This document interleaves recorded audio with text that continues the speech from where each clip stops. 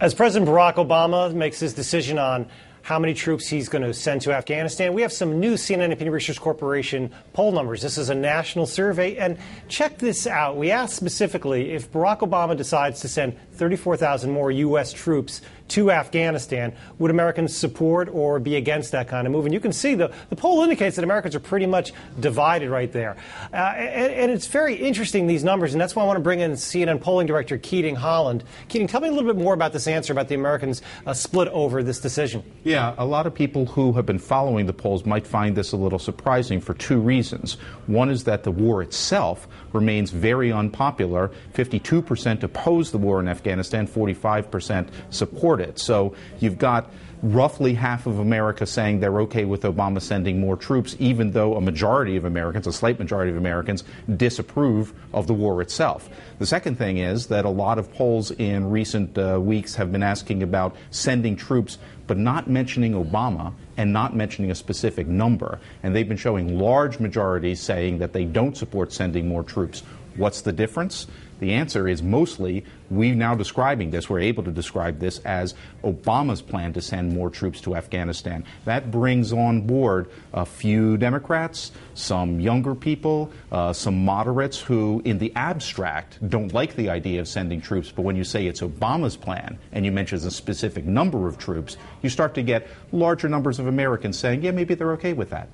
Our release of our poll came just hours after the president met for a ninth time and a final time with his so-called War Council on Iraq, on Afghanistan and Pakistan. And as we know, General McChrystal, the U.S. commander in Afghanistan, has asked for maybe 40,000, maybe more troops. We asked 34,000, but what if the president decides to send less than those 34,000 troops? How do Americans feel about that? Yeah, only 42% say that they support sending a smaller number of troops. I think the reason there is simply that they don't want to see the president do things by half measures. You know, they're okay with the idea of the commander-in-chief making an executive decision on a major military matter. I think that's one of the reasons why you see roughly half the public supporting Obama making this decision, even though they don't necessarily support the war. But they don't want to see half measures. You know, they don't want to see him send a couple of troops in now and a couple of troops in later. 34,000 sounds like a good number, I guess, to a lot of Americans, but you know, a smaller number sounds like maybe you're not really committed to victory, and they would like to see victory in Afghanistan. And was there a partisan divide there as well? Yeah, there's always been a partisan divide on this. It's very interesting. This is the one major issue on which Obama and the Republicans agree, and Obama and most Democrats disagree. Although, again, when you mention Obama's name in the question about sending additional troops, you get a higher number of Democrats saying, yeah, maybe they're okay with that plan.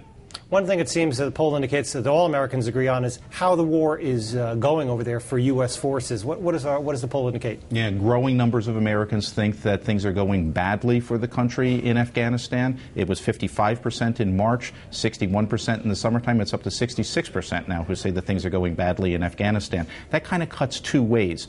It's an explanation for why you need to send more troops to Iraq. Well, things are going badly, therefore we need to send more troops. That's certainly the argument that General McChrystal was making.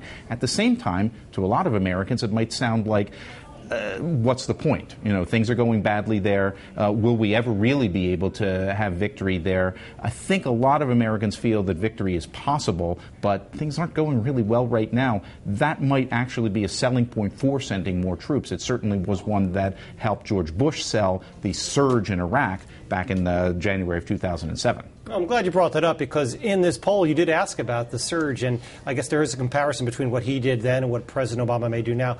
What do our numbers show about that? Yeah, it's a comparison that I imagine the White House is not eager to make, but it is certainly there. Most Americans oppose the war in Iraq. They've been doing so for like 3 or 4 years now, but they do think that the surge was a success. And they thought that for well over a year now. It was very controversial at the time. Many Americans thought that it was not the right idea to send more troops to an unpopular war, but most Americans now, 56%, say, yes, it was a success, even though they still oppose the war in Iraq.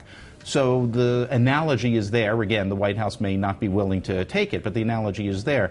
Iraq is an unpopular war. Afghanistan is an unpopular war. George Bush sent more troops. Americans now consider that decision to have been a success. Obama, it looks like, maybe on the verge of sending more troops to Afghanistan. We'll see whether or not the American public thinks that that's a success 6 months or perhaps a year down the road from here.